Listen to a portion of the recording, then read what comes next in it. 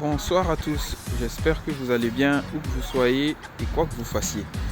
On va encore parler une fois de plus de management territorial, de développement du territoire, de développement des initiatives innovantes, solidaires, sociales sur nos territoires. Tout à l'heure, pendant ma promenade, j'ai vu l'annonce officielle parce qu'ici en France, lorsque on va faire des projets, on est obligé de demander des habilitations, des autorisations de construction ou de réaménagement du territoire. Donc c'est des annonces officielles comme ça que tout le monde peut voir en passant. Et j'ai vu quelque chose de très intéressant. C'est en fait un projet où ils vont réhabiliter, c'est-à-dire changer des logements anciens en bureaux pour les entreprises, mais également une partie sera dédiée à la création, à la construction de logements inclusifs. C'est ce mot bagage qui m'a le plus intéressé. Sinon, qu'on soit au Mali, qu'on soit partout, voilà, un immeuble, une fois, on peut le changer en bureau, une autre fois, on peut le changer en logement pour les citoyens. Mais le mot bagage qui m'a intéressé, c'est logement inclusif. Donc, ce projet architectural concerne également, en plus d'une partie qui sera dédiée à la construction ou à la réhabilitation à la mise en place de nouveaux bureaux, une partie sera dédiée, comme je l'ai dit, au logement inclusif. Pourquoi ce mot m'intéresse? Parce que l'Europe a tellement avancé qu'il n'y a quasiment plus de social ici. C'est vraiment la fameuse citation métro, boulot, dodo. Et c'est tellement devenu un problème de santé qu'il y a des gens qui meurent de solitude ici en France.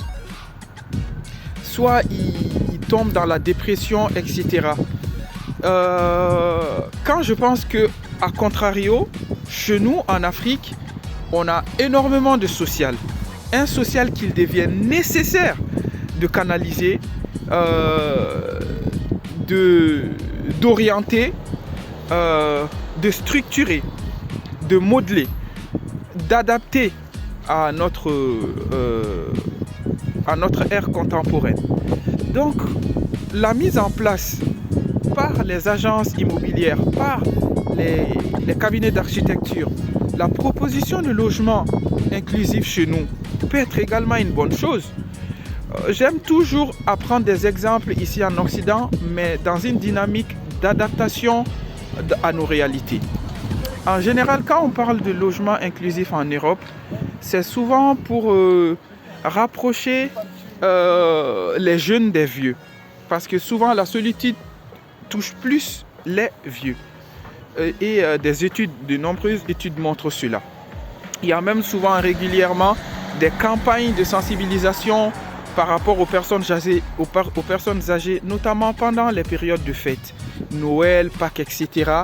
Souvent, c'est en ces moments-là que les campagnes deviennent encore plus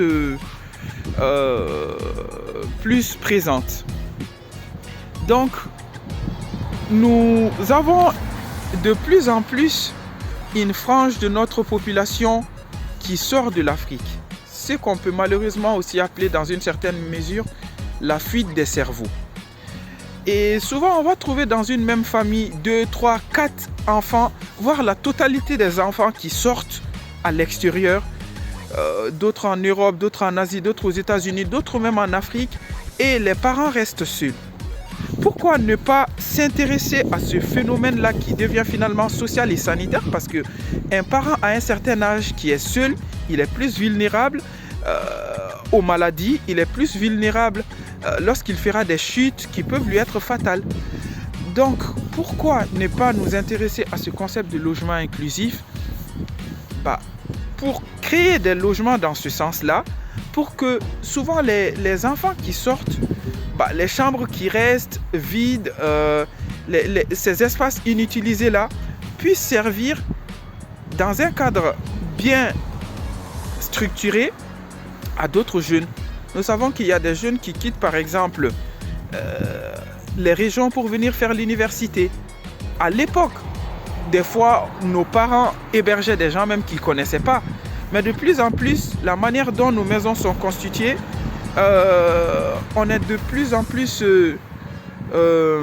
reclus sur nous-mêmes.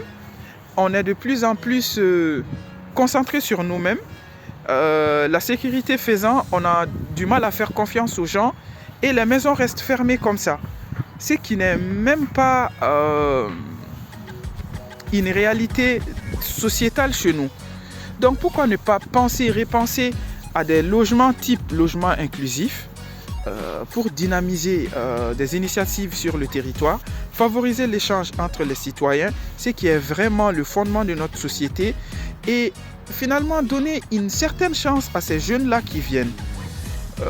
Je lance le débat comme ça, mais quelqu'un qui aura vu ma vidéo peut penser à d'autres réalités que moi j'ignore ou que je n'ai pas pu mettre en avant dans la vidéo. L'idée justement c'est de s'imprégner de cette dynamique d'échange-là, c'est de s'orienter vers l'intelligence collective, comme on dit chez nous, pour repenser nos territoires, pour mettre en avant et donner le là à l'initiative et donner le là à l'innovation territoriale. Dites-moi ce que vous en pensez. C'est M. Diakité Soumaïla, manager territorial et créateur d'initiatives et entrepreneur.